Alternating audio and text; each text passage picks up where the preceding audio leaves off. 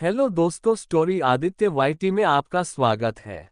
Falling in love with devil part 3 chapter 31 बचा ले मुझे, मैं मर गई नीसू आ। विशाल नीसा की कपड़े को उसके बदन से अलग कर दिया था और नीसा अभी सिर्फ इनअवेयर में थी और विशाल का शर्ट भी सोफे के नीचे पड़ा था और सोफे के ऊपर विशाल नीसा की ब्रेस्ट को प्रेस करते हुए उसके होठों को नेक को कॉलर बांध पे किस कर रहा था और नीसा भी विशाल के चेस्ट और नेक पे किस और बाइट कर रही थी।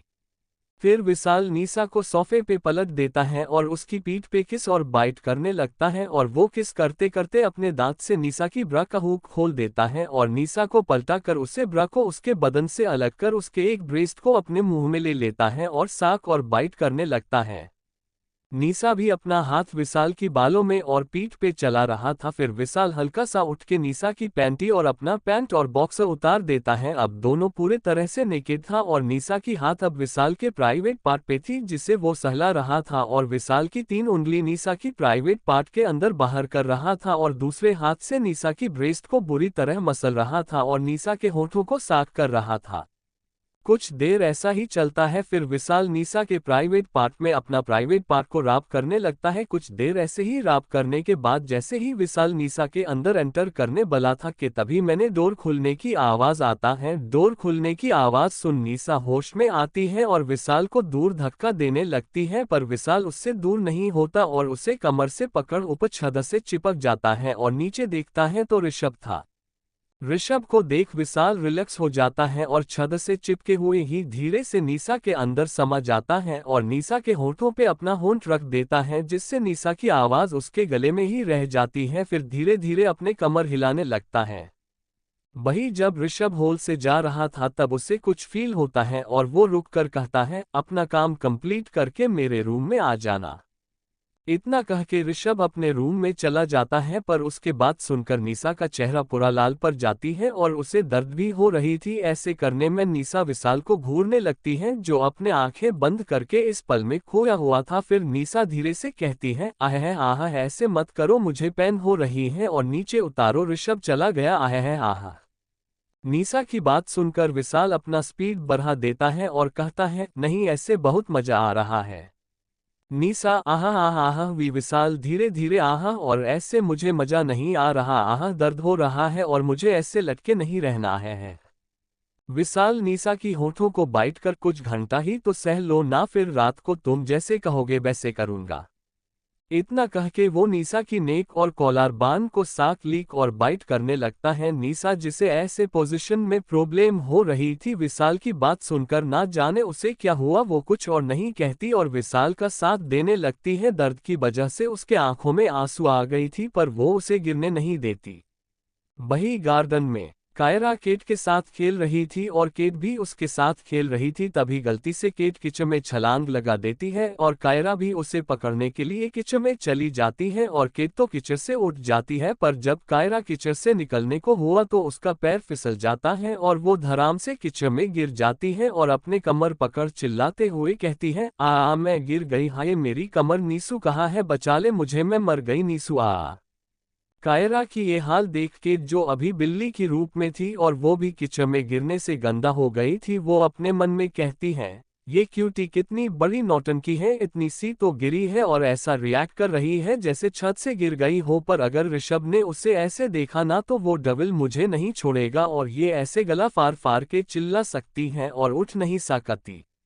इतना सोच के केट कुछ कहने की कोशिश करती है तो उसके मुंह से म्याऊं म्याऊं की आवाज निकालती है, जिससे सुन केट को एहसास होती है कि वो तो अभी अपने असली रूप में है। और उसकी आवाज सुनकर कायरा, जो अभी भी किचन में वैसे ही लेटी चिल्ला रही थी, वो अपनी सिर घुमा के केट को देख कहती है, तुम बिल्ली तुम टेंशन मत लो, मैं उठ जाओ यहाँ से, फिर हम फिर से खेलेंगे। और कायरा कुछ और कहती कि इतने में केट वहां से दौड़ते हुए चली जाती है। केट को जाते देख कायरा फिर से चिल्लाते हुए कहती है, बिल्ली रुक जाओ, तुम ऐसे मेरे साथ बेवफाई नहीं कर सकते, तुम मुझे अकेला छोड़ ऐसे जा नहीं सकते।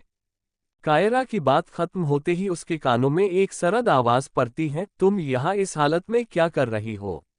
आवाज सुन कायरा सामने देखती है और सामने देख कायरा किचन में पूरी तरह से लेट जाती है और सामने वाले शख्स को घूरने लगती है। परी लोक में एक बड़े से रूम में एक आदमी औरत बेड पे लेटे थे। दोनों के बदन में एक भी कपड़ा नहीं था और दोनों के शरीर ही पसीने से भीगा था। वो औरत उस आदमी से कहता है, आपको नहीं लगता हमें महाराज से बात करनी चाहिए? आदमी उस औरत को हक करते हुए, किस बारे में? औरत, नीसा के बारे में।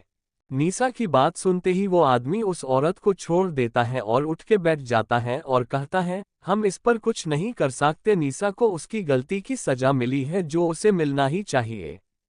और भी उठ के बैठ जाती है और रोते हुए, इसमें नीसा की कोई गलती नहीं है। अगर उसे एक डेविल से प्यार हो जाए तो इसमें उसका क्या कसूर? प्यार पे किसका जोर नहीं चलता, वो कभी भी किसी से भी हो सकती है। आदमी, वो डेविल नहीं, डेविल प्रिंस है और नीसा एक परी, और उसने सिर्फ प्यार नहीं किया, उस डेविल को अपनी सब कुछ दे दिया, अपने इज्जत भी। औरत, पर अगर नीसा वैसा नहीं करती तो डेविल प्रिंस के साथ बहुत बुरा हो सकता था, और डेविल प्रिंस भी नीसा से प्यार करता है तो इसमें कोई गलती नहीं। आदमी, अपने कपड़े पहनते हुए, उनका प्यार ही गलत है और अब मुझे नीसा की नाम भी यहाँ नहीं सुनना। इतना कह के वो आदमी कपड़े पहन रूम से बाहर निकल जाता है और वो औरत वैसे ही बैठ रोने लगती है। चैप्टर 32। ये कितना बड़ा है, मुझे बहुत दर्द होगा। कायरा उस शख्स को घूर रही थी और उसके ऐसे घूरने से उस शख्स को इरिटेशन हो रहा था और वो भी कायरा को घूरते हुए कहता है, तुम मुझे ऐसे घूर क्यों रहे हो और किचन में क्या कर रहे हो? उठो, तुम कोई छोटी बच्ची हो क्या जो किचन में खेल रहे हो? कायरा उससे वैसे ही घूरते हुए, तुम्हें ये लग रहा है कि मैं किचन में खेल रही हूँ? चिल्लाकर मैं गिर गई किचन में, और वो भी उस बेवफा बिल्ली के लिए जिसने मुझे ऐसी हालत पे छोड़ के चली गई। कायरा की बात सुनकर वो शख्स उसे और बुरी तरह घूरने लगता है। ये देख कायरा कहती है, मुझे घूर क्या रहे हो? नीसू को बुलाओ, वो मुझे उठाएगी। वो शख्स, वो अभी विशाल के साथ बिजी है, तुम खुद उठो। कायरा, बिजी है तो क्या हुआ? अगर उसने सुना कि मैं गिर गई तो वो दौड़ा दौड़ा आएगा। वो शख्स, वो आ नहीं सकती और तुम मुझे ऑर्डर देना बंद करो। मुझे कोई ऑर्डर नहीं देता, मैं सबको ऑर्डर देता हूँ। कायरा ऋषभ के बातों को इग्नोर कर, क्यों नहीं आ सकती? फिर कुछ सोचते हुए रोनी सी शकल बनाकर, अगर वो नहीं आई तो मैं यहाँ से उठूंगी कैसे? वो शख्स अपने फोरहेड पे 2 उंगली राब करते हुए, तुम उसके बिना अकेली नहीं उठ सकती क्या? कायरा, नहीं, मैं नहीं उठ सकती। वो शख्स एक गहरी सांस लेता है और कायरा की ओर अपना हाथ बढ़ाता है, पर कायरा एक बार उसके हाथ को देखती है, फिर उसके चेहरे को देखते हुए कहती है, मुझे तुम्हारी कोई हेल्प नहीं चाहिए, मुझे नीसू चाहिए, और वैसे भी नीसू ने मुझे तुमसे दूर रहने के लिए कहा है और अब मैं तुमसे शादी भी नहीं करना चाहता हूँ, तो तुम मुझे छूना मत। और मुझे पता है तुम कोई गरीब नहीं हो, तुम तो ऋषभ ओबरॉय हो और तुम मुझे। कायरा इतना ही कह पाई थी कि ऋषभ, जो उसकी बात सुनकर गुस्से में लाल पीला हो रहा था, वो झट से उसके ऊपर आ जाता है और कायरा की ठुड्डी कसके पकड़ कहता है, डोंट कह के तुम्हें मेरे बारे में क्या पता है, और मैं तुम्हें ये भी नहीं कह रहा कि मुझसे शादी करो, तुम बस मेरी हो और हमेशा मेरे ही रहोगे। इतना कह के ऋषभ कायरा की होंठों पे अपना होंठ रख देता है और उसे किस और बाइट करने लगता है। ऋषभ के ऐसा करने से कायरा, जो चौंकी हुई थी, वो उसे अपने ऊपर से हटाने की कोशिश करती है, पर ऋषभ उसे नहीं छोड़ता। बहुत कोशिश करने के बाद जब ऋषभ उसे नहीं छोड़ता तो कायरा उसके होंठों पे काट लेता है, जिससे ऋषभ उसके होंठों को छोड़ देता है और कायरा के चेहरे को देखने लगता है, जो लंबी लंबी सांसें ले रही थी और कीचड़ उसके बाल और चेहरे पे लग गई थी और इस वक्त वो बहुत प्यारी लग रही थी। कायरा अपने सांसों को कंट्रोल करके ऋषभ को देखती है, उसके आंखों में इस वक्त डर था और वो डरते हुए कहती है, तत तुमने कल रात में मेरे साथ वो सब? कायरा की बात सुनकर ऋषभ को समझ आ जाता है कि कायरा को शायद कल रात का कुछ याद आ गया है। ये समझते ही ऋषभ कायरा को पलटा देता है और खुद उसके नीचे आ जाता है और कायरा की ड्रेस पीछे से फाड़ते हुए कहता है, कल रात ही नहीं, आज सुबह तक हमने एंजॉय किया और अभी फिर से करेंगे। ऋषभ की बात सुनकर कायरा उससे छूटने की कोशिश करती है, पर तब तक ऋषभ कायरा की ड्रेस को फाड़ के उसे फिर से अपने नीचे कर लेता है। अब दोनों ही पूरी तरह से किचन में नहाया हुआ था और ऋषभ कायरा के ऊपर आके उसकी ब्रेस्ट पेट की हर जगह को सहला रहा था और नेक पे किस और बाइट कर रहा था। कायरा ऋषभ को ऐसा करते देख चिल्लाकर कहती है, त तुम इंसान हो भी कि नहीं? हम किचन में ये सब कैसे कर सकते हैं? और तुम तो मेरी बॉडी पे लगे कीचड़ खा भी रहे हो, गंदे लड़के। और कायरा और कुछ कहता इतने में ऋषभ उसके होंठों पे अपना होंठ रख देता है और उसे किस करने लगता है और अपने हाथों की मदद से कायरा की ब्रा और पैंटी भी उतार देता है और अपने कपड़े भी उतार लेता है। अब दोनों पूरी तरह से नेकेड थी। ऋषभ कायरा के होठों को कुछ देर किस करने के बाद उसके नेक कॉलर बान और शोल्डर पे किस और बाइट करने लगता है। कायरा अभी भी ऋषभ को खुद से दूर करने की कोशिश कर रही थी। ऋषभ अब कायरा के ब्रेस्ट पे आ जाता है और एक ब्रेस्ट को मुंह में भर के दूसरे को मसलने लगता है और अपने दूसरे हाथ से कायरा की किटी को सहला रहा था, जिससे कायरा भी अब बहक रही थी। कायरा सिसकियां भरते हुए कहती है, आह आह है, यहाँ ये सब करना ठीक नहीं है, हम बाहर हैं, सब देख लेंगे। आह है, और कल तो तुमने सब कर ही लिया मेरे साथ, तो अब फिर से क्यों करना चाहते हो। आह है। कायरा की बात सुनकर ऋषभ उसके कानों के पास जाकर धीरे से कहता है, अब मैं रुक नहीं सकता और हमें कोई नहीं देखेगा। इतना कह के ऋषभ चुटकी बजाता है। ऋषभ के चुटकी बजाते ही वहां चारों ओर ब्लैक कलर की पर्दा गिर जाती है और फिर कुछ देर में वो गायब भी हो जाता है।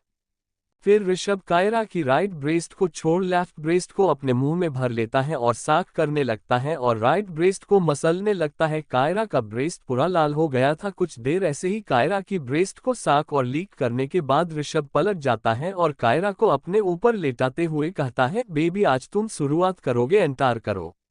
ऋषभ की बात सुनकर कायरा ऋषभ को देखती है, फिर उसके प्राइवेट पार्ट को देखता है और कहती है, ये कितना बड़ा है, मुझे बहुत दर्द होगा, मैं कैसे करूं, और इसमें तो कीचड़ भी लगा है, मेरे अंदर कीचड़ चला जाएगा। कायरा की बात सुनकर ऋषभ के चेहरे पे छोटी सी स्माइल आ जाता है और वो स्माइल इतना छोटा था कि किसी को नजर ही ना आए। फिर वो कायरा को देख कहता है, कल रात तुम दर्द झेल चुके हो और बड़े में ही असली मजा है, कल तो बहुत मजे कर रही थी, तुम्हें याद नहीं, और भले ही ये मेरे पास है पर है तो तुम्हारी ही, और कीचड़ अंदर नहीं जाएगा भी तो मैं निकाल दूंगा। कायरा को जोर से पकड़, अब जल्दी करो, मेरा पेशेंस खत्म हो रहा है, अगर तुमने नहीं किया तो बाद में मुझे ब्लेम मत करना अपने दर्द के लिए। ऋषभ की बात सुनकर कायरा का चेहरा एकदम लाल पड़ चुका था। वो ऋषभ के ऊपर आता है और अपनी आंखें बंद कर ऋषभ के प्राइवेट पार्ट को अपने अंदर समा लेती है, जिससे कायरा की एक आह निकल जाती है और वो ऋषभ के ऊपर ही बैठ जाती है। फिर कुछ देर बाद वो धीरे धीरे अपने कमर को हिलाने लगती है, सिसकियां लेने लगती है, आह आह आह। ऋषभ एकटक कायरा की ब्रेस्ट को देख रहा था जिस पे आभी कीचड़ लगी थी और कायरा के हिलने से वो ऊपर नीचे हो रही थी और ऋषभ को ये देखने में बहुत अच्छा लग रहा था। कुछ 8-9 मिनट ही हुए सोंगे के ऋषभ कायरा को एक झटके में अपने नीचे कर देता है और कहता है, तुम अभी भी अच्छे से सीखे नहीं हो, ऐसे धीरे धीरे नहीं करते। इतना कह के ऋषभ जोर जोर से धक्के मारने गलता है, जिससे पहले तो कायरा को बहुत दर्द हो रहा था और वो ऋषभ को खुद से दूर करने की भी कोशिश कर रही थी, पर फिर उसे भी मजा आने लगा और वो भी ऋषभ की साथ देने लगी। दोनों किचन में ही एक दूसरे से प्यार करते रहे। वही एक बहुत ही खूबसूरत लड़की जो कुछ पुराने जमाने की कपड़े पहन रखा था, वो सुनसान सड़क पे चल रही थी, उसकी आंखें नम थी। वो लड़की चलते चलते सड़क के किनारे एक पत्थर पे बैठ जाती है और रोते हुए कहती है, अब मुझे मेरी दीदी को ढूंढना होगा और अपने श्राप से मुक्त होने के लिए उस सुंदर पुरुष को भी ढूंढना हैगा, क्योंकि वो ही मेरी सच्चा प्यार है, पर उससे पहले की रातों को कैसे। इतना कह के वो लड़की चुप हो जाती है, फिर एक गहरी सांस लेकर जंगल की ओर देखती है, फिर कुछ सोच वो जंगल के अंदर चली जाती है। चैप्टर 33 मुझे जिंदा रहने के लिए पृथ्वी का बोझ हल्का करना होगा। शाम का वक्त, स्टडी रूम में ऋषभ चेयर पे बैठा था और सामने केट अपने सिर झुकाकर खड़ी थी। केट अपनी सिर उठा के ऋषभ को देखती है जो उसे ही घूर रहा था। ये देख केट कहती है, मुझे ऐसे घूरने से कुछ नहीं होगा, और मैं क्यूटी के साथ खेल रही थी और तभी गलती से मैं किचन में गिर गई और मुझे पकड़ने के लिए क्यूटी भी कूद गई किचन में, इसमें मेरी क्या गलती, मैंने क्या किया है। और मेरी छोड़ तू और विशाल दोनों भाई क्या कर रहा है, दोनों तो हवस के पुजारी बन गया है। एक तो छत से चिपक के अपना हवस पूरा कर रहा था और एक किचन में। तुम दोनों को शर्म नहीं है क्या कि मैं एक मासूम बिल्ली जो अभी भी इस घर में रहती है, जो सिंगल है। केट की बात सुनकर विशाल पीछे से आते हुए कहता है, तू और मासूम हंसा मत। इतना कह के विशाल हंसने लगता है। केट विशाल को घूरते हुए, दांत क्यों दिखा रहा है, ज्यादा दांत मत दिखा वरना तोड़ दूंगी।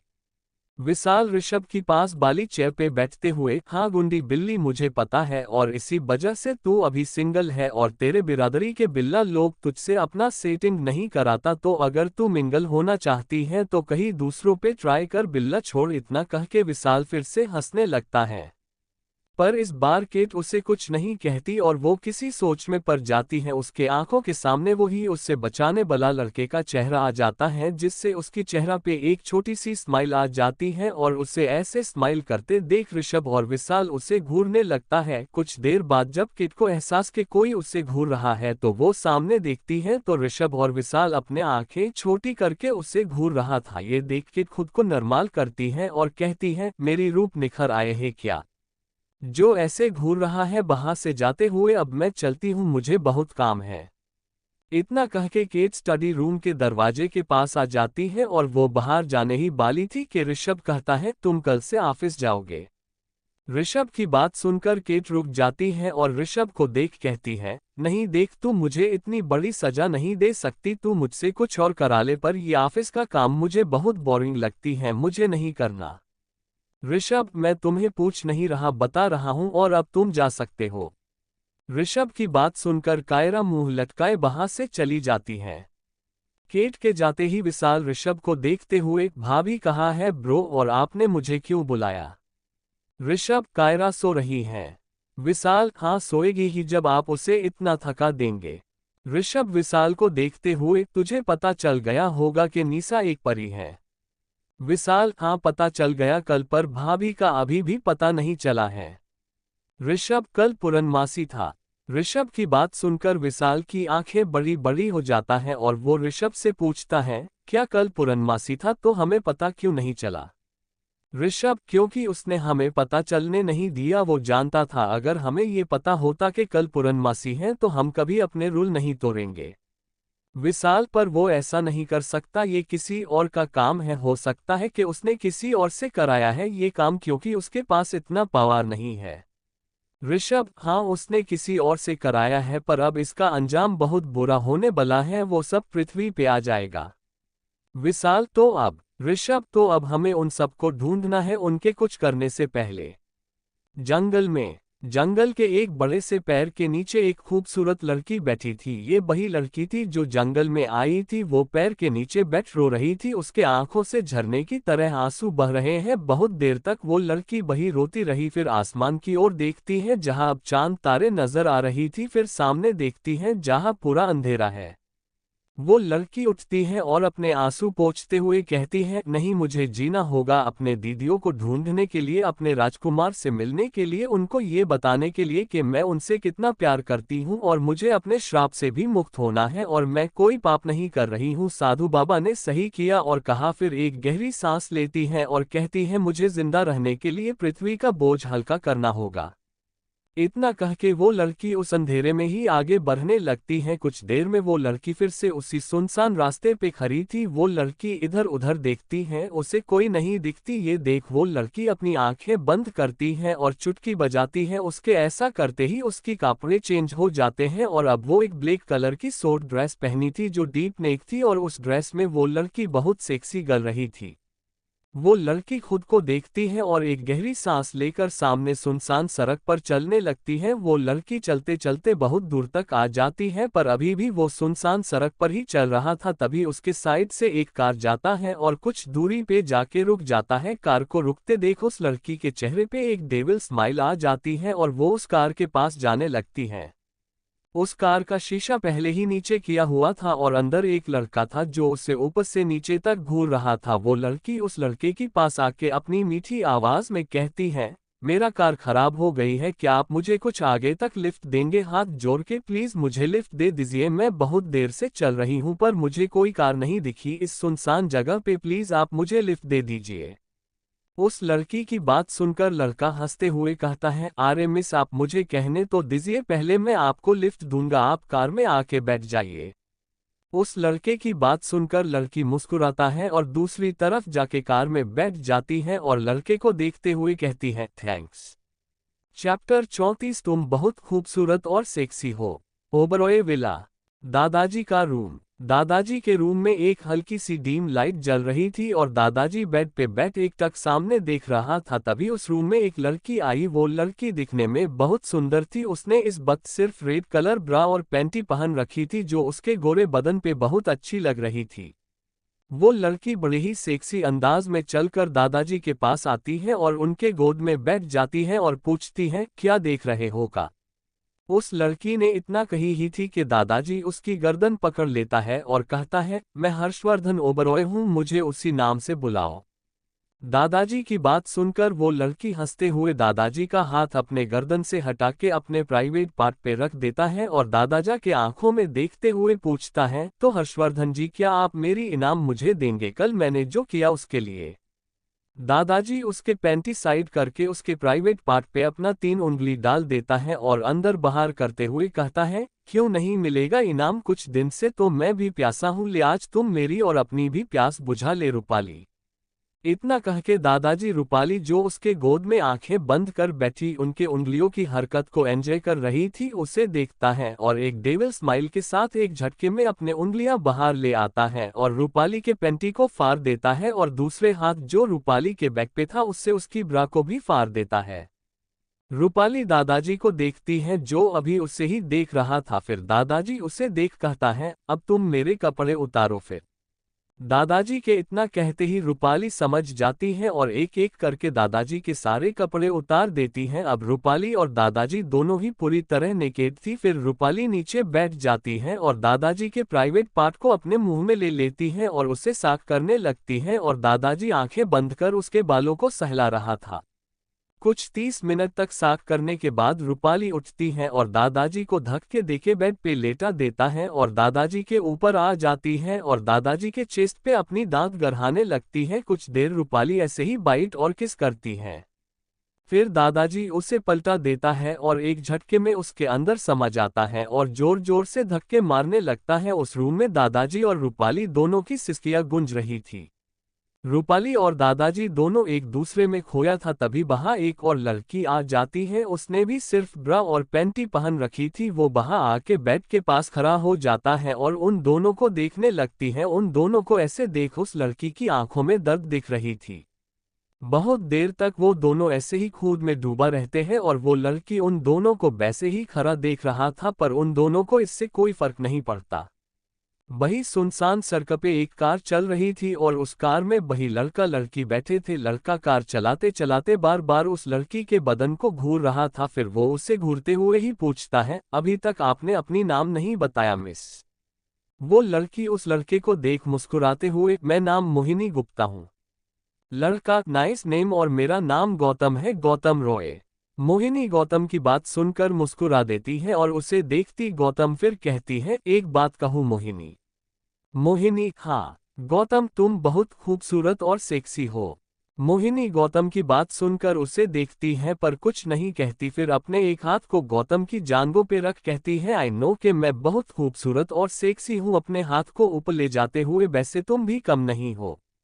मोहिनी की बात सुनकर और उसकी हरकत देख गौतम कार को रोक देता है और पहले तो वो मोहिनी के चेहरे को देखता है जो उसे ही देख रही थी। फिर उसकी नज़र नीचे होते होते मोहिनी के ब्रेस्ट पे अटक जाता है जहां से मोहिनी का क्लीवेज ज्यादा ही दिख रहा था। जब मोहिनी गौतम की नज़र को अपने ब्रेस्ट पे ऊपर देखती है तो वो स्माइल करते हुए अपने हाथों को गौतम के शर्ट पे रख देती है और उसके बटन खोलने लगती है। कुछ देर बाद मोहिनी कार से उतर जाती है और डोर बंद करके कहती है, मुझे माफ करना गौतम, मुझे पता है कि पुरुष कामुक हो जाते हैं और मुझे इसी कामुकता का फायदा उठाना है, पर मैं ये सब अपने मर्जी से नहीं कर रही। इतना कह के मोहिनी वहां से चली जाती है। निशा, देख कायू तू। कायरा निशा की बात करते हुए, सॉरी नीसू, मैंने जानबूझकर कुछ नहीं किया और कल रात भी हमने वो सब किया था, पर कल मुझे कुछ हुआ था। पर आज जब वो मेरे पास आया तब मैं उसे रोकने की कोशिश कर रही थी पर वो नहीं रुका और मुझे भी वो सब अच्छा लग रही थी, बहुत मजा आ रही थी, तो मैं भी बहक गई और तूने ही तो कहा कि अब हम यही रहेंगे। तो निशा, बेशर्म लड़की, मैं उस बारे में कुछ नहीं कह रही, तू पहले मेरी बात सुन, फिर जो बोलना है बोलना, ठीक है। निशा की बात सुनकर कायरा हाँ में सिर हिला देती है तो निशा कहती है, तूने थोड़ी देर पहले मुझसे जो कही तेरी सपने के बारे में वो और किसी से नहीं कहेगी, समझी। कायरा, क्यों क्यों ना कहूँ। निशा, क्योंकि वो बस बुरा सपना था और कुछ नहीं, और बुरा सपना एक से ज्यादा किसी को कहने से सच हो जाती है। क्या तू चाहती है कि तेरा सपना सच हो जाए? कायरा सिर ना में हिलाते हुए, नहीं नहीं, कभी नहीं। निशा, तो तू किसी और को वो सपने के बारे में नहीं कहेगी ना? कायरा, नहीं, किसी को नहीं कहूंगी। निशा, गुड गर्ल, अब जा जाके सो जा, बहुत रात हो गई है। निशा की बात सुनकर कायरा हाँ में सिर हिला देती है और दोनों एक दूसरे को गुड बोल अपने अपने रूम में चली जाती हैं। चैप्टर 35, मुझे जिंदा क्यों रखा। स्टडी रूम में विशाल और ऋषभ आराम से चेयर पे बैठा था। विशाल ऋषभ को देख पूछता है, ब्रो, काल ने तो ये सब किया है? ऋषभ, हाँ, उसने रूपाली से कराया है। रूपाली के पास सबको सब भुलाने की शक्ति है। विशाल, क्या आपको कैसे पता? ऋषभ, वही जो अब तक मुझे सारे अपडेट्स देती थी, उसने दिया, काल की बीबी कनिका ने। विशाल, ओह हाँ, बेचारी काल हर रात उसके सामने नई नई लड़कियों के साथ गुलझर्रे उड़ाता है, कितना दुख है उस बेचारी की। ऋषभ विशाल को देख, उसकी इस दुख की वजह से ही हमें काल का सच पता चल पाया है, वरना हम अभी भी उसे दादाजी ही समझते। विशाल, हाँ वो तो है, पर हमें दादाजी को आज़ाद भी तो करना है। वो कैसे करे? हमें तो ये भी नहीं पता कि उसने दादाजी को कहाँ रखा है। ऋषभ, पिताजी को पता है दादाजी कहाँ है, बस पिताजी होश में आ जाए। विशाल, वैसे ब्रो, पहले पृथ्वी पे कौन आने वाला है? विशाल की बात सुनकर ऋषभ उसे देखता है तो विशाल कहता है, मेरा मतलब अगर हमें पता होगा तो हमें आसानी होगा उनको ढूंढने में। ऋषभ, हमें उनको बाहर आने से रोकना होगा, ना कि उनके आने के लिए फूल बिछाना है, और 3 पृथ्वी पे आ चुका है। ऋषभ की बात सुनकर विशाल की आंखें बड़ी हो जाता है और वो ऋषभ को देख, क्या कौन कौन आया है और हमें वो कहाँ मिलेगा? ऋषभ, ये तो मुझे भी नहीं पता। विशाल, तो अब ऋषभ, तो अब चल पता करते हैं। वैसे तू निशा के साथ इतना इंटीमेट क्यों होता है? विशाल, क्योंकि मैं उससे प्यार करता हूं और मुझे उसकी बॉडी भी चाहिए।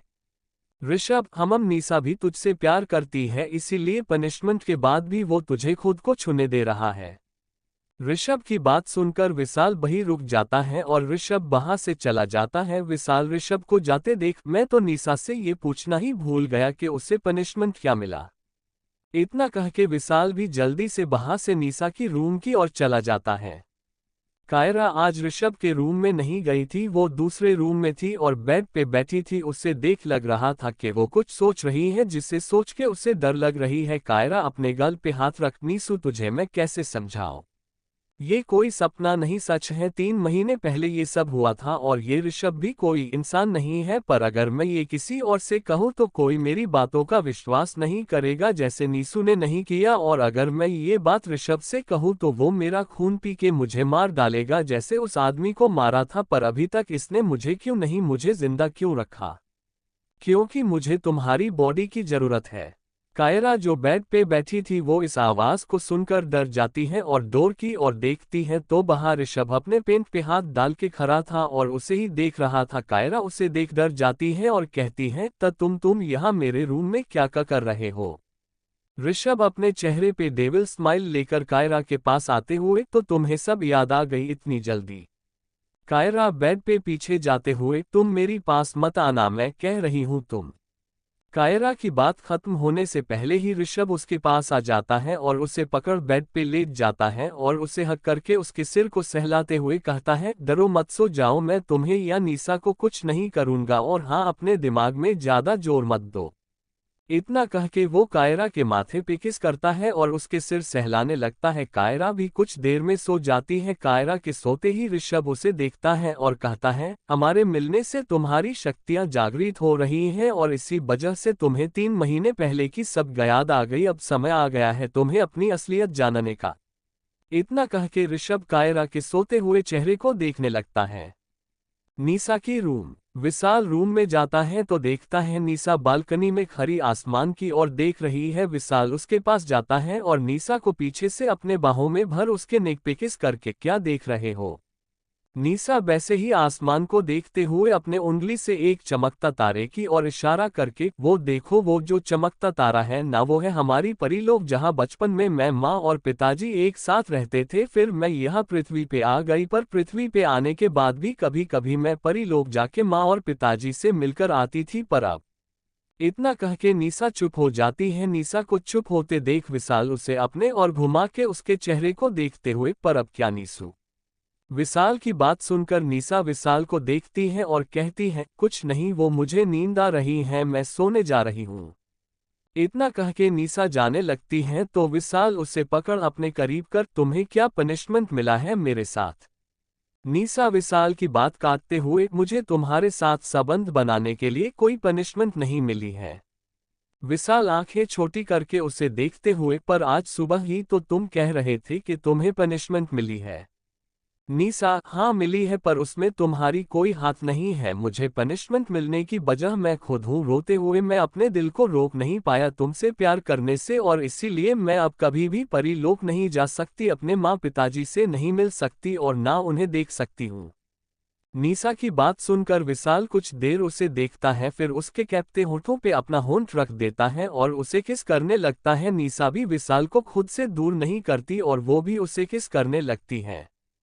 चैप्टर 36 विशाल आया है तो मैं से बाइट क्यों कर रहे हो आया है। निशा और विशाल बेड पे लेटा था। विशाल की आंखें बंद थी। उसने अपने दोनों हाथों को निशा के कमर पे लपेट रखा था और उसका चेहरा निशा के गर्दन में छुपा हुआ था। निशा जो अभी भी जागी थी वो एक बार विशाल को देखती है और फिर कहती है, ये मुझे समझ नहीं आ रही है, इससे तो बस मेरी बॉडी से मतलब है ना। तो इसने आज मेरी फीलिंग्स जानने के बाद फिर कुछ सोचते हुए कही, ये मेरी फीलिंग्स जानने के बाद मुझसे दूर तो नहीं चला जाएगा ना। फिर कुछ सोचते हुए, नहीं दूर नहीं जाएगा, अगर जाना होता तो अब तक चला जाता। पर इतना कहते कहते निशा रुक जाती है और कुछ सोचते हुए विशाल को देखती है और उसके शर्ट का बटन खोलने लगती है, पर निशा सारे बटन खोल पाती उससे पहले विशाल का नींद खुल जाता है और वो निशा के हाथ को रोक लेता है और निशा को देखने लगता है। विशाल को जगते देख निशा थोड़ा घबरा जाती है और इधर उधर देखने लगती है, तो विशाल कहता है, बेबी तुम्हें सोते हुए मेरा फायदा उठाने की कोई जरूरत नहीं है, तुम बस मुझे बोल दिया करो, मैं तो आज कुछ नहीं करने वाला था क्योंकि तुम थोड़ा सेड हो। पर अब जब निशा विशाल की बात काटते हुए, विशाल मुझे तुमसे कुछ पूछना है। विशाल निशा के होठों पे हल्के से किस करके, तुम्हें जो पूछना है पूछो। निशा विशाल की आंखों में देखते हुए, विशाल क्या तुम पूरी जिंदगी सिर्फ मेरे साथ ही रह सकते हो और क्या मेरे साथ ही ये सब? निशा के इतना कहते ही विशाल उसके होठों पे अपना होंठ रख देता है और उसे सॉफ्ट किस करने लगता है। निशा भी उसका साथ दे रही थी। कुछ देर किस करने के बाद विशाल निशा की आंखों में देखते हुए कहता है, मैं तुम्हारे साथ पूरी जिंदगी रह सकता हूं और मैं पूरी जिंदगी बस तुम्हारे साथ ही फिजिकल होऊंगा और किसी के साथ नहीं, बिकॉज आई लव यू। अभी से नहीं, 3 महीने पहले से जब मैंने तुम्हें पहली बार देखा था। निशा विशाल की बात सुनकर तो बहुत खुश होती है, पर 3 महीने पहले की बात उसे कुछ समझ नहीं आती, तो वो कंफ्यूज्ड होकर विशाल से पूछती है, 3 महीने पहले? पर हम तो कुछ दिन पहले ही मिले हैं ना। विशाल हल्का सा हंसते हुए, हाँ और नहीं भी, मैंने 3 महीने पहले तुम्हें किडनैप किया था। विशाल की बात सुनकर निशा की आंखें बड़ी बड़ी हो जाती हैं और वो कहती है, क्या किडनैप? पर मुझे कुछ याद क्यों नहीं। विशाल निशा के गर्दन पे किस और साक करते हुए, वो मैं अपना काम करते करते तुम्हें बताता हूँ है। इतना कह के विशाल निशा की टी शर्ट को उतार देता है और उसके शॉर्ट्स को भी उतार देता है। निशा भी विशाल की आधा खुला शर्ट को विशाल के बदन से अलग कर देता है और विशाल के नेक चेस्ट पे किस और बाइट करने लगती है। विशाल भी निशा के कॉलर बोन नेक शोल्डर हर जगह किस और बाइट कर रहा था। उसका एक हाथ निशा के ब्रा के ऊपर से ही उसके ब्रेस्ट को मसल रहा था और दूसरा हाथ निशा के किटी पे था। फिर कुछ देर बाद विशाल झट से निशा की ब्रा और पैंटी फाड़ देता है और उठ के अपने पैंट और बॉक्सर भी उतार देता है। अब दोनों पूरी तरह से नेकेड थे। फिर विशाल निशा को देखते हुए उसके ब्रेस्ट पे झपट पड़ता है और दोनों ब्रेस्ट को बारी बारी साक और बाइट करता है, जिससे निशा की हल्की हल्की चीख निकल रही थी। अब विशाल का धीरे धीरे निशा की पेट कमर हर जगह किस और बाइट करता है और फिर निशा के किटी पे अपना मुंह रख देता है और उसके किटी को लीक और साक करने लगता है। विशाल के ऐसा करते ही निशा की आंखें बंद हो जाती हैं और वो सिसकियां भरते हुए विशाल की लेने लगती हैं। आह आह वी विशाल, विशाल आह है आह। निशा के मुंह से अपना नाम सुनकर विशाल और ज्यादा एक्साइटेड हो जाता है और निशा के किटी को खाने लगता है और जोर जोर से बाइट करने लगता है, जिससे निशा को दर्द होने लगती है। वो विशाल से कहती है, विशाल आहा रुको मम मुझे दर्द हो रही है। विशाल आह है तुम ऐसे बाइट क्यों कर रहे हो आह है। पर निशा की बातों का असर विशाल पर नहीं होता। कुछ 20 मिनट बाद विशाल निशा के किटी को छोड़ता है और निशा के होठों पे अपना होंठ रख किस करने लगता है और धीरे धीरे नेक कॉलर बोन हर जगह किस करता है और निशा के चेहरे को देखता है तो निशा अभी आंखें बंद करके ये सब फील कर रही थी। फिर विशाल निशा के दोनों ब्रेस्ट को अपने दोनों हाथों से पकड़ जोर जोर से प्रेस करते हुए एक झटके में उसके अंदर समा जाता है जिससे निशा की चीख निकल जाती है। पर विशाल उसके चीख पे ध्यान नहीं देता है, जोर जोर से धक्के मारने लगता है और अपने हाथों से निशा की ब्रेस्ट को जोर जोर से प्रेस कर रहा था। अगली सुबह सिटी हॉस्पिटल मोर्ग में कुछ कंस्टेबल वहां एक लाश जिसके ऊपर चद्दर डाल था उसके पास खड़ा था। वहां एक डॉक्टर और एक नर्स भी था। कुछ देर बाद एक हैंडसम सा दिखने वाला लड़का जिसने नॉर्मल ब्लू शर्ट और जीन्स पहना था वो अंदर आता है और उसे देख वहां खड़े सारे लोग अपना सिर झुका लेता है। वो लड़का अंदर आता है और वो उस लाश के ऊपर से चद्दर हटाता है और उस लाश को देखते हुए पूछता है कौन है ये और इसके साथ क्या हुआ है। उस लड़के की बात सुनकर वहां गए डॉक्टर कहता है ये गौतम रॉय है और हमें इनका कुछ समझ नहीं आ रहा है। वो लड़का अपनी आंखें छोटी करके डॉक्टर को देखते हुए आपका कहने का मतलब क्या है, कुछ समझ नहीं आ रहा। डॉक्टर देखिए मिस्टर अंश गौतम की बॉडी को देखते हुए कल रात ही इनकी एक किडनी निकाल ली गई है पर इनकी बॉडी में किडनी निकालने की कोई निशानी नहीं मिला और किडनी निकालने की कुछ 1-2 घंटे बाद इन्होंने किसी के साथ फिजिकल भी हुआ है और फिर इनकी बॉडी से सारा खून निकाल ली गई है। इनकी बॉडी में एक बूंद खून भी नहीं मिला और मुझे समझ नहीं आ रहा कि ऐसा कोई कैसे कर सकता है। डॉक्टर की बात सुनकर अंश कुछ सोचते हुए सबको देखते हुए तुम सब बाहर जाओ। अंश की बात सुनकर सब बाहर निकल जाते हैं और डोर बंद कर देता है। फिर कुछ देर बाद अंश बाहर आता है और कहता है गौतम की फैमिली को इन्फॉर्म करो। इतना कह के अंश बाहर से चला जाता है। चैप्टर 37 और यहाँ इतने घने जंगल में क्या कर रहे हैं। कायूं उठ जा कायूं, ये लड़की कब सुधरेगी। कायूं ठीक है तू रुक मैं तेरे लिए पानी लेकर आती हूँ। निशा कायरा को उठा रही थी पर कायरा तो कायरा थी, वो नींद से नहीं जागती। कुछ देर बाद निशा अपने हाथों में पानी का जग लेकर आती है और कायरा के ऊपर पूरा पानी फेंक देती है। पानी गिरते ही कायरा चिल्लाकर उठती है बारिश आ गई, बारिश घर में बारिश हो रही है। निशा चिल्लाकर चुप कर, कोई बारिश नहीं हो रही है। कायरा निशा को देख चुप हो जाती है और मुंह लटकाए कहती है निशु तू मेरे साथ ऐसा क्यों करती है हमेशा। निशा क्योंकि ऐसे इतनी देर तक सोना हेल्थ के लिए ठीक नहीं है। फिर कुछ सोचते हुए कायूं तूने कल जो मतलब मैंने कल कही थी कि अपने सपने के बारे में किसी को मत बताना, तूने नहीं बताया ना किसी को। कायरा कल रात की ऋषभ की बात याद करके उड़ते हुए नीसू वो सपना नहीं सच थी, सच में मैंने 3 महीने पहले ऋषभ को किसी का खून पी के उसे आंखों से जला के राख करते देखा है और उसने ही तुझे किडनैप भी कराया था और मेरी भी खून पी के मुझे मारने ही वाला था पर निशा पर मारा नहीं और तुझे छोड़ दिया। साथ में मुझे भी है ना और 3 महीने बाद फिर से हमें किडनैप कर लिया पर अभी भी नहीं मार रहा है ना और ये ऋषभ क्यों कर रहा है ये भी तुझे समझ नहीं आ रहा है। कायरा हाँ में सिर हिलाते हुए हाँ मैं तो कब से तुझे यही समझा रही हूँ, हमें इनके यहाँ से भागना होगा नहीं तो किसी दिन ये हमें कायूं जूस और नीसू सूप बनाकर पी जाएगा। निशा कमर पे हाथ रख, अगर तूने फिर कभी ऐसे उठपटांग बातें की तो मैं तेरा कायूं कबाब बनाकर खा जाऊंगी। हमेशा डरावनी कहानियां पढ़ेगी और ऐसे डरेगी, चुपचाप फ्रेश होके नीचे आ जा। इतना कह के निशा जाने लगती है तो कायरा जल्दी से बेड से उतर उसे पकड़ रोनी सी शकल बनाकर नीसू तू तो ऐसे मत बोल, मैं सच कह रही हूँ ऋषभ इंसान नहीं बेम्प है। कायरा की बात सुनकर निशा अपने मन में कहती है बेम्प नहीं है ये तो उससे भी खतरनाक है, पर कायरा को सब याद कैसे है जबकि मुझे कुछ याद नहीं। निशा अपने मन में ये सब कह ही रही थी कि तभी कायरा उसे हिलाते हुए कहती है क्या हुआ नीसू, क्या सोच रही है, मैं कह रही हूं ना कि ये ऋषभ बेम्प।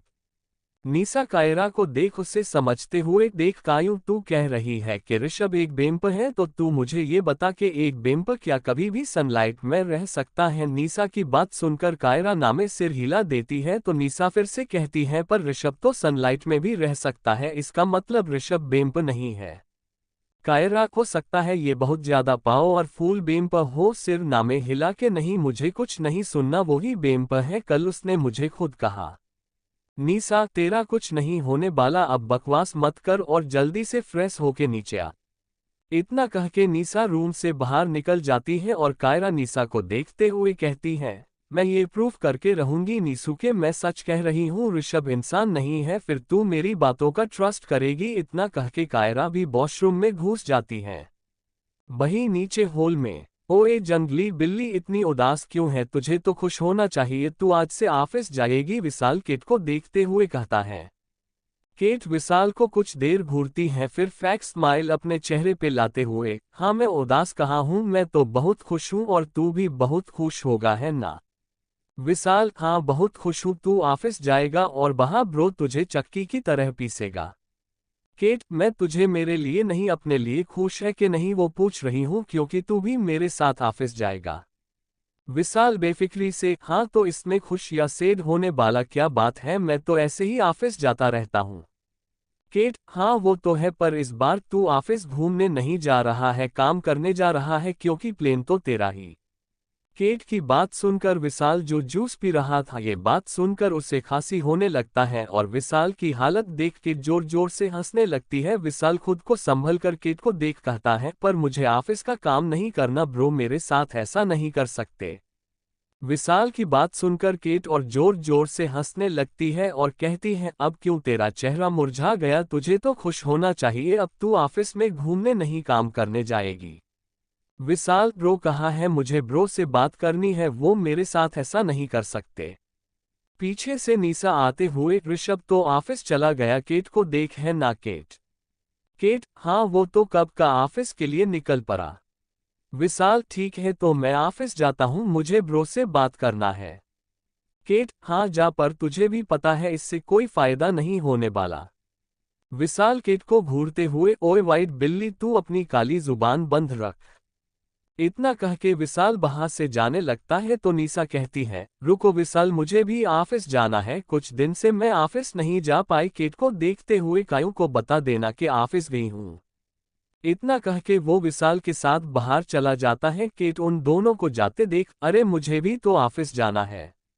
जंगल के अंदर एक खूबसूरत झरने के सामने एक पत्थर पे एक खूबसूरत सी लड़की बैठी थी, वो मोहिनी थी। वो एक टक उस झरने को देख रही थी। वो झरने को देखते हुए कहती है, पृथ्वी पे भी इतनी खूबसूरत स्थान है, मुझे मालूम ही नहीं था। अब तो मुझे ये भी पता चल गई कि याकशिका दी का नाम यहाँ क्या है। अब तो सब जल्दी से मुझे याकशिका दी मिल जाए, कितने सालों बाद मिलूंगी मैं दी से। फिर कुछ सोचते हुए, पर दी को तो कुछ याद ही नहीं करेगा, सिर झटक, मैं सब याद दिला दूंगी दी को, और फिर मैं और याकशिका दी मिलकर यामिनी दी को ढूंढूंगी। फिर मैं याकशिका दी यामिनी दी मिलकर राजकुमार को ढूंढूंगी, और फिर मैं श्राप से मुक्त हो जाऊंगी और सबको लेकर गंधर्व लोक चली जाऊंगी। फिर मैं और राजकुमार। मोहिनी इतना ही कह पाई थी कि तभी पीछे से एक लड़के की आवाज आता है, जो पूछ रहा था, आप कौन है और यहाँ इतने घने जंगल में क्या कर रहे हैं? आवाज सुनकर मोहिनी पीछे पलट के देखता है तो वहां दो हैंडसम लड़का और दो खूबसूरत लड़की खड़ी थी। मोहिनी के पीछे पलटते ही वो दो लड़के उसे घूर के देखने लगता है, पर मोहिनी उन पर ध्यान नहीं देता और उनको देखने लगती है। उनके पीठ पे बैग था। मोहिनी उनको देख थोड़ा घबरा जाती है और कहती है, वो मैं यहाँ वो।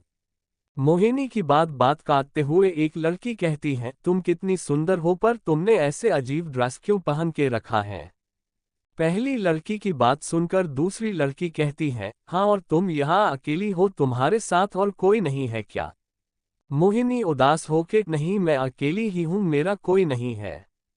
मोहिनी की बात सुनकर उन सबको लगता है मोहिनी अनाथ है, तो एक लड़का कहता है, तुम हमारे साथ आ सकते हो, हम जंगल में कैंपिंग करने आए थे और अब वापस जा रहा हूँ, तुम चाहो तो हमारे साथ आ सकते हो।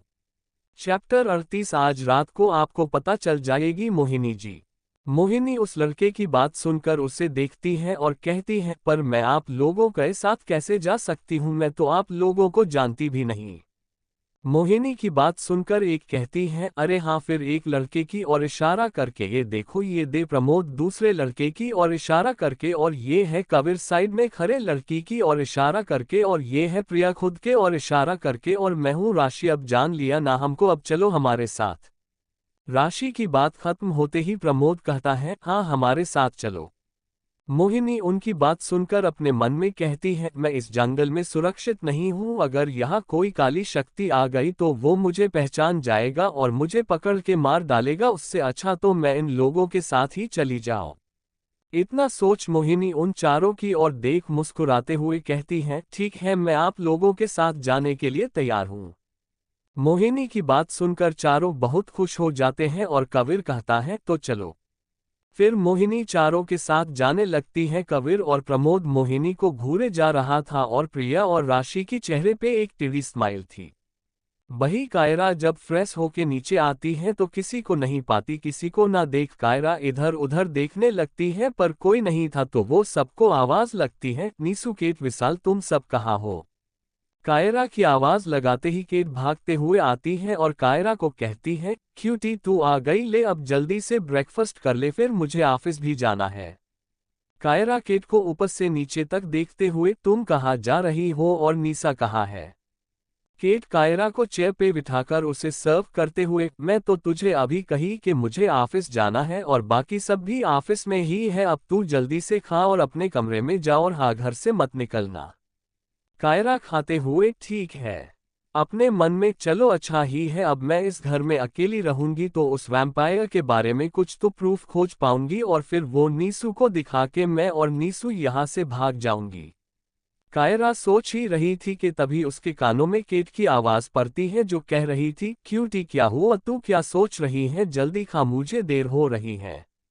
केट की बात सुनकर कायरा होश में आती है और केट को देखते हुए कहती है, अरे केट तुम जाओ ऑफिस, तुम्हें देर हो रही है ना, तो जाओ, मैं घर में अपने रूम में ही रहूंगी, कहीं नहीं जाऊंगी, तुम जाओ।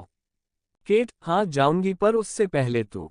कायरा उससे रोकते हुए, केट में कोई बच्ची नहीं हूं, तुम जाओ नहीं तो तुम्हारी बॉस गुस्सा करेंगे। केट, ठीक है तो मैं जा रही हूं पर तू कहीं मत जाना और किसी अनजान के लिए गेट मत खोलना और ना बाहर जाना। कायरा, हाँ केट तुम तो पूरी नीसू की तरह कर रहे हो, अब जल्दी जाओ। कायरा की बात सुनकर केट मुस्कुरा देती है और बाहर से चली जाती है। केट के जाने के बाद कायरा मुस्कुराते हुए कहती है, केट कितनी अच्छी है, बिल्कुल नीसू की तरह मेरी ध्यान रखती है, अब मैं केट को भी यहाँ से लेकर जाऊंगी, कुछ सोचते हुए, और उस बिल्ली को भी, पर वो बिल्ली है कहाँ कल। इतना कहते कहते कायरा को कल किचन में जो भी हुआ वो याद आ जाती है और उसकी फेस पूरी लाल हो जाती है। ऑफिस में ऋषभ का केबिन। ऋषभ चेयर पे बैठा था और उसके लेफ्ट साइड में रकुल खड़ा था और राइट साइड में नीचे फर्श पे विशाल ऋषभ की पैर पकड़ बैठा था और कह रहा था, प्लीज ब्रो आप मेरे साथ ऐसा नहीं कर सकते, मैं इतने दिनों तक नीसा के बिना कैसे रहूंगा और उसे भी तो मेरी जरूरत है ना, प्लीज ब्रो। रकुल को देखते हुए, आप इस रकुल को क्यों नहीं भेज देते कैलिफोर्निया, मुझे नहीं जाना, आप मुझे कोई और पनिशमेंट दे दीजिए। विशाल की हालत देखकर रकुल को बहुत ज्यादा हंसी आ रहा था पर वो अपने लिटिल बॉस के ऊपर हंस के अपना जान गंवाना नहीं चाहता था। वो बहुत मुश्किल से वहां अपने हंसी रोके खड़ा था। तभी ऋषभ रकुल को देखता है। ऋषभ के देखते ही रकुल को समझ आ जाता है और वो केबिन से बाहर चला जाता है। बाहर आके ही रकुल अपने पेट पे हाथ रख हंसने लगता है और कहता है, इसे कहते हैं रियल डेविल जो अपने भाई को भी नहीं बख्शता। इतना कह के वो फिर से हंसने लगता है और वहां से चला जाता है। केबिन के अंदर विशाल अभी भी वैसे ही ऋषभ का पैर पकड़ बैठा था। ऋषभ देखता है और कहता है, अब मैं पनिशमेंट ऑन नहीं कर सकता, तुझे ये सब अपना दिमाग चलाने से पहले सोचना चाहिए था। विशाल रोनी सी शकल बनाकर, पर ब्रो में विशाल और कुछ कहता उससे पहले ही केबिन का डोर खुलता है और एक हैंडसम सा दिखने वाला लड़का अंदर आता है और ऋषभ को गुस्से में देखने लगता है। उस लड़के को देख विशाल ऋषभ की पैर छोड़ उठ खड़ा होता है और ऋषभ भी अपने एक्सप्रेशन लेस चेहरे के साथ उसे देखने लगता है। वही वो चारों मोहिनी को एक घर के अंदर लेकर जाता है। अंदर जाते ही मोहिनी बहुत खुश होती है पर उसे कुछ अजीब सा भी लग रही थी, पर वो वहां ध्यान नहीं देता और प्रिया से पूछती है, प्रिया जी यहाँ सब लड़कियां ही रहती हैं। प्रिया मुस्कुराते हुए, हाँ मोहिनी, और अब तुम भी यही रहोगे। मोहिनी, पर यहाँ सारी लड़कियां ऐसे छोटे छोटे कपड़े क्यों पहने हैं। इस बार मोहिनी की बात सुनकर कबीर उसे ऊपर से नीचे तक घूरते हुए कहता है, आज रात को आपको पता चल जाएगी मोहिनी जी, और आपको हम बताएंगे बेस्ट। कबीर और कुछ कह पाता कि तभी उसे राशि आंखें दिखा के रोक लेती है और मोहिनी से कहती है, चलो मोहिनी, हम तुम्हें रुखसाना जी के पास लेकर जाते हैं। मोहिनी, रुखसाना जी कौन है? प्रमोद, रुखसाना यहाँ का ओनर है, उनसे मिलने के बाद तुम्हें यहाँ रहने के लिए एक रूम मिलेगा। प्रमोद की बात सुनकर मोहिनी मुस्कुराती है, फिर वो चारों उसे लेकर रुखसाना जी के पास चले जाते हैं। चैप्टर 39। हो सकती है कि वो जो भी है वो एक अच्छी शक्ति है, पर उसकी इरादे अच्छी नहीं है। ऑफिस में वो लड़का गुस्से में टेबल के पास आके टेबल पे अपना हाथ मारते हुए कहता है, अब आपका खेल खत्म मिस्टर ऋषभ ओबरॉय, अब आप सलाखों के पीछे जाएंगे। उस लड़की बात सुनकर ऋषभ या विशाल कुछ नहीं कहता है और ऋषभ अपने एक्सप्रेशन लेस चेहरे के साथ उसे देखता है तो वो लड़का अपने जेब से एक लिफाफा निकाल टेबल पर रखता है और कहता है, इसे पढ़िए। ऋषभ उस लड़के को कुछ नहीं कहता और वो लिफाफा उठा लेता है और पढ़ने लगता है और वो लड़का कहता है, आपने दो मासूम लड़की को किडनैप करके अपने पास रखा है और वहाँ एक लड़की कायरा जिसके साथ आप इतना कह के वो लड़का रुक जाता है और फिर से कहता है, और आप हमेशा ऐसे ही एक एक्सप्रेशन अपने चेहरे लेकर बैठे रहते हैं, इसलिए तो आपको फांसी होना चाहिए। आपके इसी एक्सप्रेशन की वजह से एक जिम्मेदार सीआईडी का। ऋषभ उस लिफाफे को फिर से टेबल पे रख, नाटक बंद कर और बता तू मुंबई कब आया। ऋषभ की बात सुनकर वो लड़का चुप हो जाता है और मुंह बिगाड़ते हुए कहता है, मैं कब आया ये जान के तू क्या करेगा। विशाल को देखते हुए चेयर पे बैठ, तू बता तू ऋषभ की पैर पकड़ क्यों बैठा था। उस लड़के की बात सुनकर विशाल दौड़ते हुए उसके पास जाता है और उसके बगल बैठ कहता है, देखना अंश, मुझे ब्रो जबरदस्ती कैलिफोर्निया भेज रहे हैं पर मुझे नहीं जाना। अंश, अच्छा, और तुझे क्यों नहीं जाना? तुझे वहां काम के लिए भेज रहा है इसलिए। विशाल, हाँ मतलब नहीं, मतलब हाँ, और एक रीजन भी है, मैं निशा को छोड़ के नहीं जा सकता और वो भी मेरे बिना नहीं रह पाएगी। अंश, ओ तो तुझे भी तेरी बाबू सोना मिल गया है, तो अब मैं ही हूं जिसे कोई बाबू सोना तो दूर कनकर भी नहीं मिला। विशाल अंश की कंधे पे हाथ रख कहता है, तू सैड मत हो, तुझे भी बहुत जल्द अपने बाबू सोना मिल जाएगा, पर अब मैं क्या करूं। अंश विशाल की बात सुनकर कुछ कहता उससे पहले ऋषभ कहता है, तू निशा को अपने साथ लेकर जा सकता है पर जाना तो तुझे पड़ेगा ही। ऋषभ की बात सुनकर विशाल खुश हो जाता है और ऋषभ के पास जाके उसको गले लगाकर उसके गाल पे किस कर कहता है, I love you bro, you are the best. फिर सीधे खड़े होके, तो मैं निशा को बता के आता हूँ। इतना कह के विशाल केबिन से बाहर चला जाता है। विशाल के जाने के बाद अंश ऋषभ को देखते हुए कहता है, तो मिस्टर किंग मिल गया, तसल्ली सुकून सब मिला आपके दिल को। गुस्से में तुझे क्या जरूरत थी पूनम की रात अपने बदन की गर्मी माटाने की, और भी दिन रात मिलता ना तुझे। मतलब एक तो धरती पे है उसे ही हम ढूंढ के मार नहीं पा रहे और ऊपर से तूने और विशाल ने और अफात को धरती पे बुला लिया। क्या क्या जरूरत पड़ गया था पूनम की रात को अपने आग बुझाने की। अंश की बात सुनकर ऋषभ शांत होके उसे देख रहा था, फिर पूछता है, क्या हुआ। ऋषभ की बात सुनकर अंश उसे देखते हुए कहता है, मुझे भी समझ नहीं आ रहा क्या हुआ। एक लड़का गौतम जिसका मर्डर हुआ है और वो भी बहुत अजीब तरीके से। ऋषभ, कैसे मारा। अंश, पहले उसका एक किडनी निकाला गया, फिर 1-2 घंटे बाद गौतम किसी के साथ फिजिकल हुआ और फिर किसी ने उसका सारा खून पी लिया जैसे तू विशाल पीता है, पर उसके बॉडी पे कहीं दांतों की निशान नहीं मिला। और सबसे अजीब बात तो ये है कि मुझे गौतम की बॉडी छूकर ये पता चला है कि जिसने भी उसे मारा है और उसके साथ फिजिकल हुआ है वो कोई बुरी शक्ति नहीं है, वो एक अच्छी शक्ति है। विशाल की बात सुनकर ऋषभ की आंखें छोटी हो जाता है और वो कुछ कहता उससे पहले पीछे से एक आवाज आती है, हो सकती है कि वो जो भी है वो एक अच्छी शक्ति है पर उसकी इरादे अच्छी नहीं है। अंश पीछे मुड़कर देखता है तो पीछे केट खड़ी थी। केट को देख अंश की आंखें चमक उठता है। केट भी अंश को देख खुश होती है। अंश जल्दी जाके केट को गले लगा लेता है और कहता है, अरे मेरे बिल्ले कैसा है तू। केट भी अंश को गले लगाकर कहती है, मैं ठीक हूं, तू कैसा है नौटंकी। केट के मुंह से नौटंकी सुनकर अंश उसे छोड़ देता है और कहता है, मैं नौटंकी नहीं हूं, नौटंकी तो वो विशाल है। केट, हाँ मुझे पता है कि वो और तू नौटंकी है, और अभी ये सब छोड़ और मेरी बात सुन। फिर केट अंश को साइड कर ऋषभ के सामने आता है और कहना स्टार्ट करती है, देख मुझे ठीक से तो नहीं पता कि तुम दोनों बात क्या कर रहा था, पर एक बात मैं कहना चाहता हूँ, देख शक्ति बुरी है या अच्छी ये मायने नहीं लगती है। जिसके पास शक्ति है वो उसे कहाँ यूज कर रहा है वो मायने लगती है। केट की बात सुनकर अंश चेयर पे बैठ जाता है और केट को देखते हुए पूछता है, मतलब क्या कहना चाहती है तू? केट अंश को देखते हुए, देख तू प्रेतों का राजा है और ऋषभ तेरा और सारे बुरे शक्ति का राजा, पर तुम दोनों ही बुरे शक्ति होते हुए भी अपने शक्ति को अच्छे काम पे लगा रहे हो, अच्छे काम कर रहे हो। तो हो सकती है कि कोई अच्छी शक्ति अपने शक्ति से बुरी काम कर रही है, वो अपने शक्ति को। ऋषभ केट की बात करते हुए, केट तुम 84 फ्लो पे जाओ, बाहर रकुल है, वो तुम्हें सारा काम समझा देगा अंश को देखते हुए, और तू भी अब जा सकता है।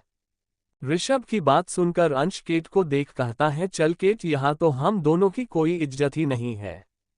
केट हाँ चल, मुझे भी काम करना है, समझना है। फिर अंश और केट दोनों ही एक साथ केबिन से बाहर चले जाते हैं। वहीं मोहिनी एक रूम में बैठी थी, उसके चेहरे पे एक डेविल स्माइल थी। वो हंसते हुए कहती है, तुम लोगों को क्या लगा मैं इतनी भोली हूँ कि मुझे कुछ पता नहीं चलेगा कि तुम लोग मुझे कहाँ लेकर आए हो और किस लिए लेकर आए हो? मैं यहाँ खुद अपने मर्जी से आई हूँ, क्योंकि आज गंधर्व तिथि है और आज मुझे एक नहीं दो गुर्दा चाहिए। इतना कह के मोहिनी जोर जोर से हंसने लगती है। चैप्टर 40 उस दिन देखी थी मैं, कितना औसम है तेरा तो। 84 फ्लो। केट लिफ्ट से बाहर आती है और अंश को बाय बोल आगे बढ़ जाती है। केट आगे एक केबिन में डोर नॉक किए बिना ही घुस जाती है और अंदर जाते ही सामने बैठा शख्स को देख केट की आंखें बड़ी बड़ी हो जाती हैं। वही वो शख्स जो काम कर रही थी, वो ऐसे अचानक डोर खुलने की आवाज सुनकर सामने देखता है, और जब वो सामने केट को देखता है तो उसका भी आंखें बड़ी बड़ी हो जाता है और वो हकलाते हुए, तत तुम तो बही बिल्ली। इतना कहते कहते वो चेयर से उठकर केट के पास आने लगता है और कहता है, रुको, मेरे पास ताबीज है, मैं अभी तुम्हें मजा चखाता हूँ। उस शख्स की बात सुनकर केट को कुछ समझ नहीं आती है कि ये कौन सी ताबीज की बात कर रहा है। तो केट कहती है, तू कौन सी ताबीज की बात कर रहा है और मेरे पास क्यों आ रहा है? देख, मुझे तुझसे कोई मतलब नहीं, उस दिन जो हुआ तू सब भूल जा, और ये बता, ये रकुल कहाँ मिलेगा? ऋषभ ने मुझे रकुल के पास भेजा है। केट की बात सुनकर वो शख्स एकदम से रुक जाता है और कहता है, क्या बॉस ने तुम्हें मेरे पास भेजा है? पर क्यों, और बॉस तुम्हें कैसे जानते हैं? केट खुश होते हुए, ओ तो तू है रकुल जो मुझे काम समझाएगा। रकुल अपने गले में पहने ताबीज को बाहर निकाल केट को देखते हुए, देखो, तुम यहाँ से चली जाओ वरना मैं तुम्हें। रकुल की बात सुनकर केट उसके ताबीज को भूतरे हुए उसके पास जाने लगती है। ये देख रकुल जो केट को डराने के लिए उसके पास आ रहा था, वो पीछे हटने लगता है और घबराते हुए कहता है, तो तुम मेरे पास क्यों आ रही हो? देखो, ये ताबीज मुझे एक बहुत बड़े बाबा ने दिया है, अगर तुम मुझे छुओगे तो तुम जलकर राख हो जाओगे, दूर रहो मुझसे, दूर रहो। रकुल पीछे जाते जाते पीछे की दीवार से टकरा जाता है और केट बिल्कुल उसके सामने खड़ी हो जाती है और कहती है, तो तुम्हें लगता है रकुल के गले में पहने ताबीज को उसके गले से निकल अपने हाथ में लेकर के ये ताबीज मुझे केट को जलाकर राख कर देगी? रकुल जो पहले से ही डरा हुआ था, वो केट के हाथ पे उस ताबीज को देख और डर जाता है और डरते हुए कहता है, देखो प्लीज मुझे कुछ मत करना, ऐसे ही मेरे डेविल बॉस ने मुझे परेशान कर रखा है, मेरे जिंदगी को सूखी पाते जैसे कर दिया है। तो प्लीज 28 साल की उम्र में भी एक गर्लफ्रेंड नहीं है, प्लीज अब तुम और मेरे जिंदगी को मत नोचो, और मैंने तो उस दिन तुम्हारी जान बचाया था ना उन कुत्तों से। रकुल और कुछ कहता के इतने में केट उसके मुंह पे हाथ रख देती और कहती है, कितना बकता है यार तू, और मैं तुझे कुछ क्यों करूंगी? रकुल के मुंह से हाथ हटाकर उसके शर्ट के बटन खोलते हुए, करेगा तो तू, मैं तो बस एंजॉय करूंगी, उस दिन देखी थी मैं, कितना औसम है तेरा तो। केट की बात सुनकर रकुल का फेस लाल हो जाता है और वो जल्दी से केट को खुद से दूर कर दौड़ते हुए केबिन से बाहर चला जाता है। केट रकुल को ऐसे भागते देख जोर जोर से हंसने लगती है और खुद से कहती है, हाय ये बंदा कितना क्यूट है और मुझसे एक प्यारी छोटी सी बिल्ली से डर रहा है, कितना डरपोक है ये। पर बेटा अभी तो मैं तुझे और डराऊंगी, तूने मुझे केट को जो बिल्लियों की रानी है उससे खाने नहीं दिया और वो भी खुद बुलाकर, इसकी सजा तो तुझे मिलेगा रकुल बेबी। फिर कुछ सोचते हुए, पर ये अभी कहाँ गया कहीं? इतना कहते ही केट की आंखें बड़ी हो जाती हैं और वो जल्दी से केबिन से बाहर रकुल के पीछे जाती है तो देखती है रकुल लिफ्ट के अंदर घुस गया है और लिफ्ट बंद होने ही वाला है। केट जल्दी से दौड़कर लिफ्ट बंद होने से पहले लिफ्ट के अंदर घुस जाती है। वहीं निशा अपने डेस्क पे बैठ काम कर रही थी, तभी उसके कानों में कुछ फूसुर सुनाई देती है। एक लड़की जो कह रही थी, अरे यार देख विशाल सर यहाँ हाय, कितना हैंडसम लग रहा है, जी कर रहा है कि अभी एक जादू की झांपी दे दूं। दूसरी लड़की हाँ यार और देख तो हमारे पास ही आ रहा है। उन दोनों लड़कियों की बात सुनकर निशा चौंक जाती है और पीछे पलट कर देखती है तो वहाँ सच में विशाल था जो उसके पास ही आ रहा था और सारी लड़कियां अपने दिल पे हाथ रख पलक झपकाए बिना उससे देख रही थी। निशा को उन सारी लड़कियों पे बहुत गुस्सा आ रही थी कि वो लोग ऐसे कैसे विशाल को देख सकते हैं। निशा उन सारी लड़कियों को घूरे जा रही थी कि इतने में विशाल उसके पास आ जाता है और उसे देख सकता आवाज में कहता है, मिस सिन्हा आप अभी मेरे केबिन में आइए। इतना कह के विशाल पीछे मुड़ के वहां से चला जाता है। निशा को तो कुछ समझ ही नहीं आया कि विशाल ने ऐसा क्यों कहा। उसे तो लगा था कि विशाल आएगा और उसे गले लगा लेगा। निशा सोच ही रही थी कि तभी उसे एक लड़की की बात सुनाई देती है जो गुस्से में कह रही थी, ये लड़की कुछ महीने हुए आई है और उससे विशाल सर अपने केबिन में बुला लिया। दूसरी लड़की, अरे तुझे दिखाई नहीं देता कितनी खूबसूरत है ये लड़की, हो सकता है अपने खूबसूरती। वो लड़की और कुछ कहता उससे पहले एक और लड़की कहती है, चुप विशाल सर वैसा नहीं है और तूने देखा नहीं वो कितना रूड था इसके साथ। जो भी हो इसने शायद कुछ गड़बड़ किया है। पहली लड़की हंसते हुए, हो सकता है इसने विशाल सर के ऊपर ट्राई किया हो पर इसकी दाल नहीं गली। उल्टा सर गुस्सा हो गए। निशा को उन लड़कियों की बात सुनकर बहुत बुरा लग रही थी और विशाल के ऊपर गुस्सा भी आ रहा था। निशा किसी से कुछ नहीं कहती है और जल्दी से वहां से बाहर निकल जाती है। वही कायरा पूरे घर पे सब कुछ इधर उधर फेंक के घर को कबारे खाना बना रखा था पर उसे अभी तक कुछ नहीं मिला। कायरा थक हार कर एक दीवार के सहारे खड़ा हो जाती है और कहती है, पूरे घर को छान मार ली पर कुछ नहीं मिली। हाथ जोड़कर ऊपर देखते हुए, महादेव प्लीज अभी मैं लास्ट बार कोशिश कर रही हूँ, एक प्रूफ मेरे हाथ लगवा दो प्लीज ताकि मैं वो प्रूफ नीसू को दिखा के यहाँ से भाग सकूं। इतना सोच कायरा सीधे खड़ी हो जाती है और जैसे ही वो एक कदम बढ़ाती है उसकी पैर फिसल जाती है और कायरा की एक हाथ लगकर दीवार पे लगी एक पेंटिंग उसकी जगह से हिल जाती है और कायरा के कुछ समझने से पहले ही दीवार दो हिस्सों में बांट जाता है और कायरा उसके अंदर गिर जाती है। Thank you. आपको नोवेल कैसा लगा कमेंट करें। नेक्स्ट पार्ट देखने के लिए चैनल को सब्सक्राइब करें। Thank you.